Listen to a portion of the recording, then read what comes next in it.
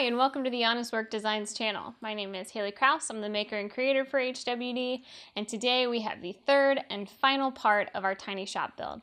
So that means we're going to be putting in a simple router table, also some table slots on the feed bench to facilitate the table saw, and a table slot over by the router as well. And then after that, it's pretty much just finishes. So a little bit of paint. We're going to put a high gloss polyurethane on the top of the benches to give them a little slickness. Hopefully that's enough. And then just some small tool organization. So a pegboard, clean it up, call it a day. I hope you guys have enjoyed thus far. I really enjoyed your feedback, your comments, your tips, your concerns. So please keep them coming. If you have any thoughts, questions, concerns, insights, tips, please feel free to leave those in the comments, and I hope you guys enjoy.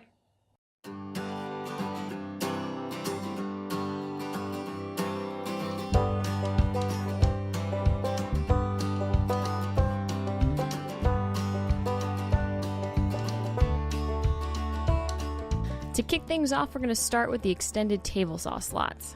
I'm putting these in to facilitate future sleds, jigs, guides, things that are going to help me have better and safer cuts. To do that, I set up a sort of jerry-rigged fencing system with the table saw fence and just a short level.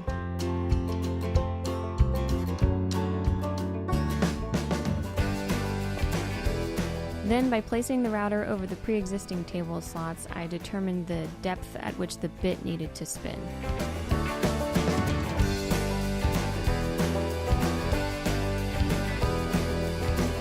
Once the clamps on the jerry-rig fence were set, I could simply align the router right up on its edge and slowly push it forward.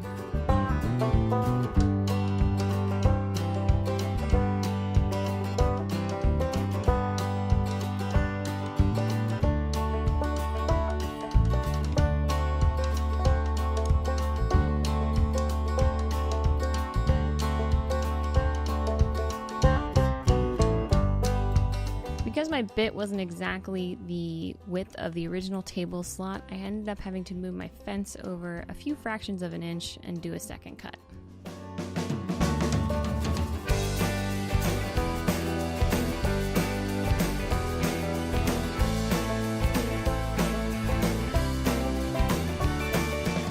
This process took a bit of fine-tuning to get it just right.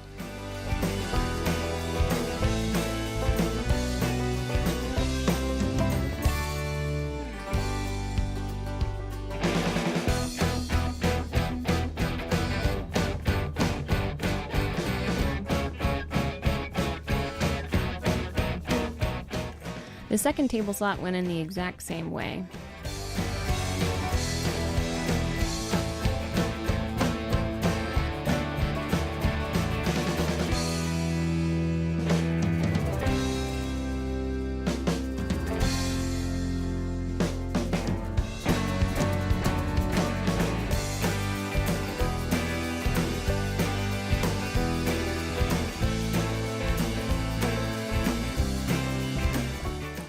Using the makeshift fence, the measuring tape, and a little bit of eyeballing, we got it in place.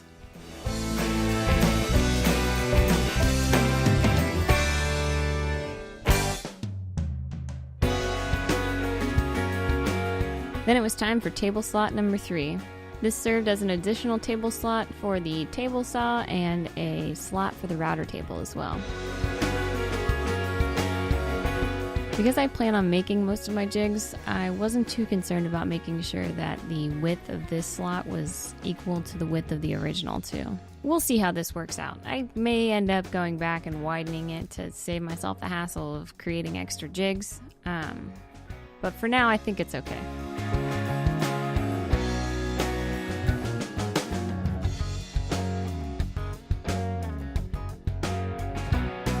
Once our slots were in place, it was time to tackle the router table.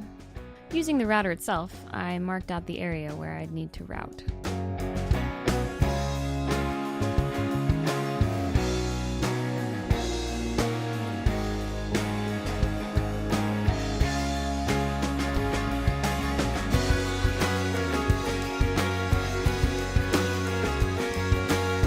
I used the faceplate to mark the center hole where the bit would come through the table.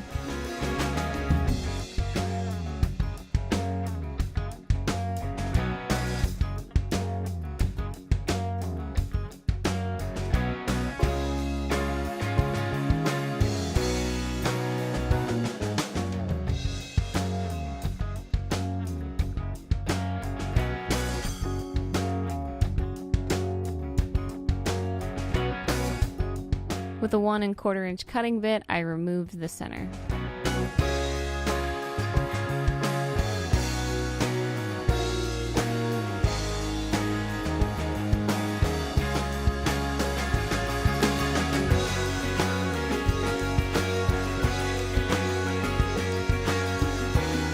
Again, using the faceplate, I marked where I would need to drill holes to facilitate the screws that would hold the router in place.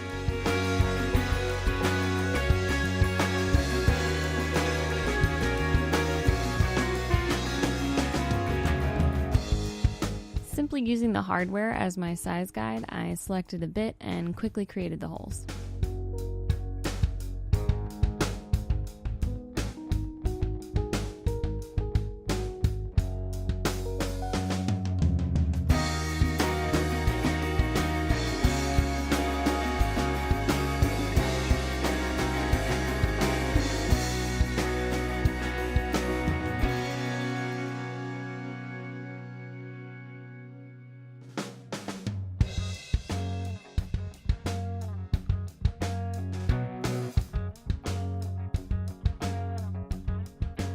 Next, using a square edge bit, I started removing the particle board from the center out of where the router would sit.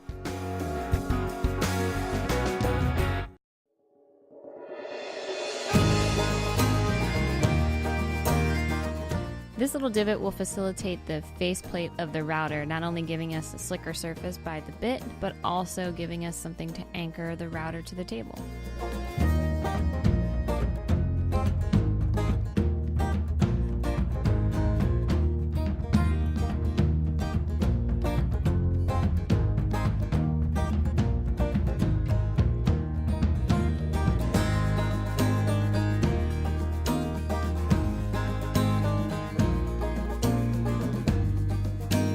It took a couple tries and a few revisions to get it so that the faceplate fit in there nicely.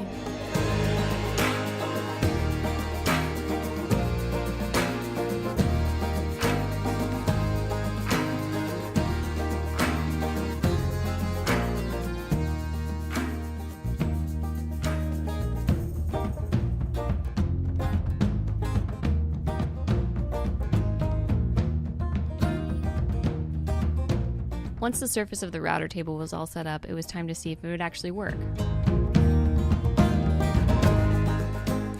To do that, I set it up and turned it on.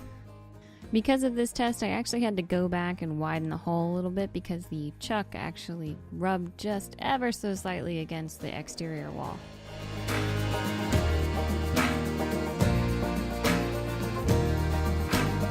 With the router table in, it was time to get organized. AKA, time for some pegboard.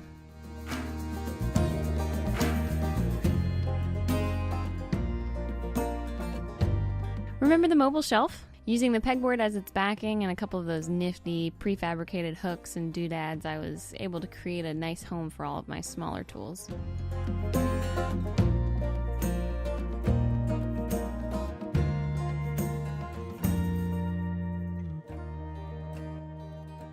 This made clamps and levels and tape measures all way more easily accessible, so in the inevitable event that I forget to grab it before I start placing things, they're way easier to get to.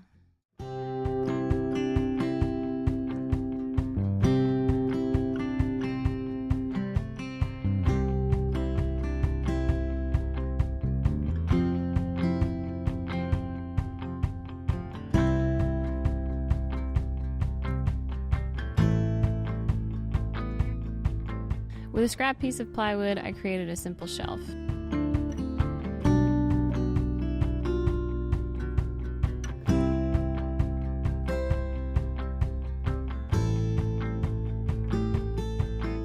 Then with the drill press, I created about 50 holes to make some of my more well-used drill bits more easily accessible.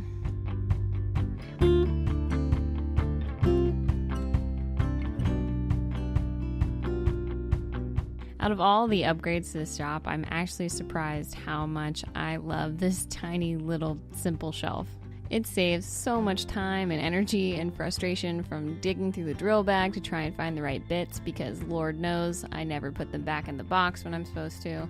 Just giving them a simple home out in the open where I could grab and go was a game changer.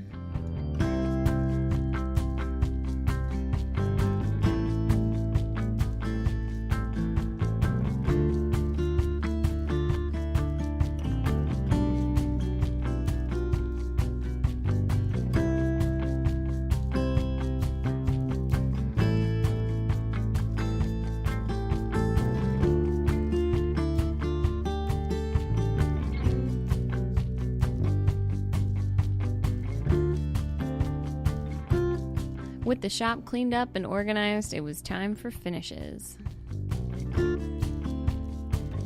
Gray being my favorite color, I used a dark gray high gloss Behr paint to finish off the bottoms of the benches as well as the mobile shelving unit.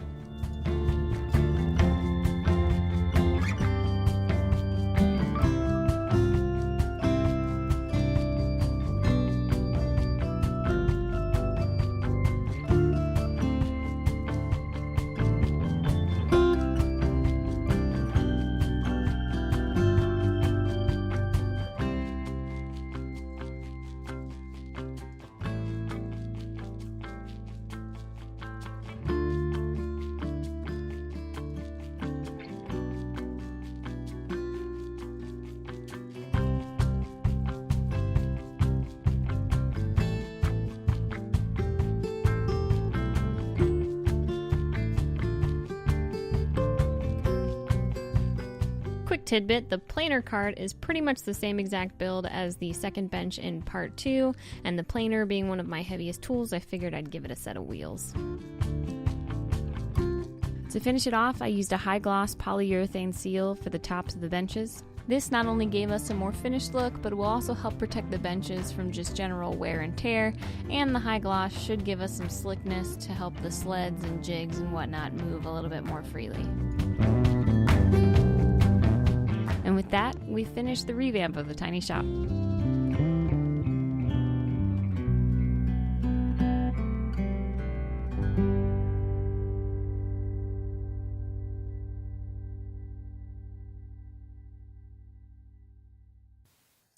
So as a quick recap of the entire tiny shop build, I decided one day that I needed a little bit more function in my 7 by 12 foot constraints. So I knew that all the pieces needed to be mobile, multifunctional, and durable. So in part 1, we put together the mobile shelving unit for all the mid-sized power tools.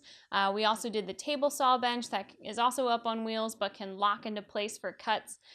In part 2, we put together the extended feed table that interlocks with the table saw bench but can also detach for general workspace and frankly just more general space when it's not being used.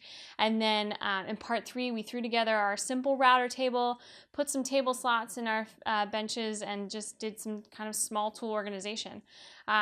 So with that, I hope you guys enjoyed. I really enjoyed all of the feedback, the comments, tips, concerns, questions. It was really fun, and I feel like I learned a lot. And so with that, if you have any other questions, comments, concerns, tips, please feel free to leave those in the comments below. And now that I have a shop that I'm kind of excited about, I have a ton of projects and builds in queue. So I'm putting together a couple of pieces that I think are pretty cool.